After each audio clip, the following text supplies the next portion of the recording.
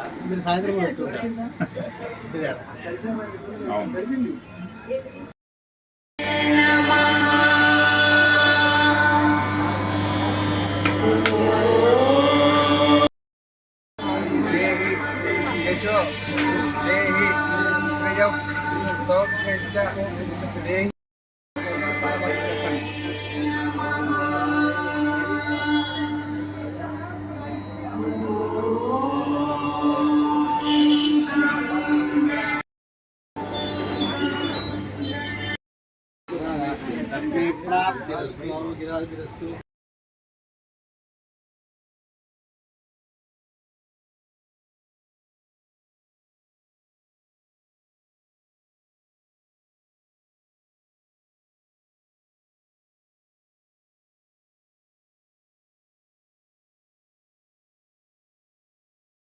ఓం శ్రీ మహాగణాధిపతయే నమః.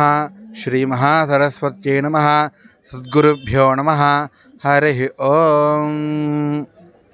సమస్తమైనటువంటి ఆస్తిక భక్త మహాశయులందరికీ గణపతి యొక్క అనుగ్రహం కలుగాక. ఈరోజు వినాయక చవితి నిన్న జరిగినది, ఈరోజు రెండవ రోజు. అయితే ఈరోజు భానువాసరము అనగా ఆదివారము.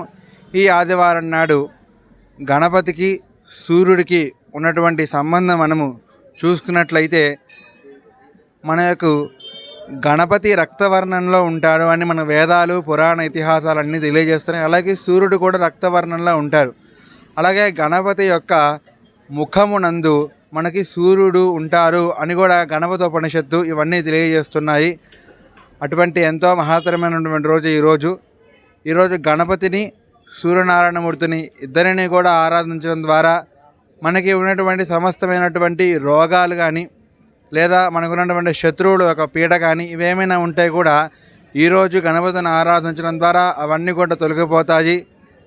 అదేవిధంగా గణపతికి రక్త చందనం సమర్పించడం ద్వారా మనకున్నటువంటి సమస్తమైనటువంటి అవయవ దోషాలు, అంటే ఏ అవయవంలో అయినా ఏమైనా ఇబ్బందులు ఉన్నా కూడా అవన్నీ తొలగిపోతాయి. ప్రత్యేకించి మనస్సు యందు, బుద్ధి యందు, అలాగే నేత్రముల యందు ఉన్నటువంటి సమస్యలు అన్నీ కూడా తొలగిపోతాయి. అదేవిధంగా సూర్యనారాయణమూర్తిని కూడా ఆరాధించడం ద్వారా మనకున్నటువంటి సమస్తమైన రోగాలు కూడా నశిస్తాయి. ఎందుకంటే ఆరోగ్యం భాస్కరాదిచ్చేత్ అని మన పురాణ ఇతిహాసాలే తెలియజేస్తున్నాయి. అటువంటి గొప్ప మహత్తరమైనటువంటి వారం ఈ యొక్క ఆదివారం. అదేవిధంగా రేపటి రోజు కనుక మనం చూసుకున్నట్లయితే రేపు సోమవారం అనగా చంద్రుడికి సంబంధించినటువంటి వారం కాబట్టి దాన్ని సోమవారము అని అంటాము.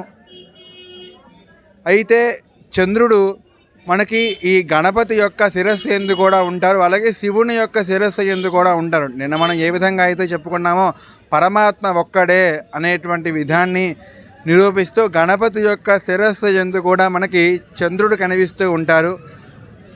అటువంటి చంద్రుణ్ణి కనుక ఆరాధించడం ద్వారా మనకి మనస్సు ఎందు ఉన్నటువంటి సమస్తమైన రుగ్మతులు ఏమైనా ఉంటే, అంటే ఏమైనా చికాకులు ఉన్నా, మనస్సు ఎందు ఉంటాయి చికాకులు, ఏదైనా ఇబ్బందులు ఉన్నా కూడా మనకి దాని ఎందే చింత కలుగుతుంది. మనకి ఏదైనా ఆరోగ్యం బాగోపోయినా, లేకపోతే ఏదైనా ధన సంబంధమైన, లేదా మన బంధువులకి ఏదైనా ఇబ్బంది, ఇలా ఏదైనా సరే మనకు అది మనస్సు ఎందు తొలిచివేస్తూ ఉంటుంది. కానీ చంద్రుడి యొక్క ఆరాధన చేయడం ద్వారా ఏంటంటే మనస్సుకు సంబంధించినటువంటి ఏదైనా ఇబ్బందులు ఉన్నా కూడా అవన్నీ తీసేస్తారు.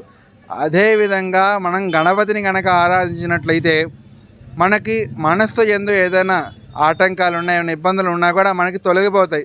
అయితే చంద్రుడికి గణపతికి కనుక చూస్తే మనకి సంబంధం ఏంటయ్యా అంటే గణపతి యొక్క ముఖము గజముఖము. మిగిలిన ఏ జంతువుల యొక్క ముఖం చూసినా కూడా మనకంత గుర్తు ఉండదు. కానీ ఏనుగు యొక్క ముఖం చూస్తే చిన్నపిల్లల దగ్గర నుంచి పెద్దవారి దాకా అందరూ కూడా ఎంతో ఆనందిస్తారు. మన మనస్సులో ఉన్నటువంటి చికాకును కూడా మనం మర్చిపోయి ఆ యొక్క గజముఖమును చూసి, ఆ యొక్క ఏనుగును చూసి, ఆ యొక్క వినాయకుడిని చూసి మనం ఆనందిస్తాం.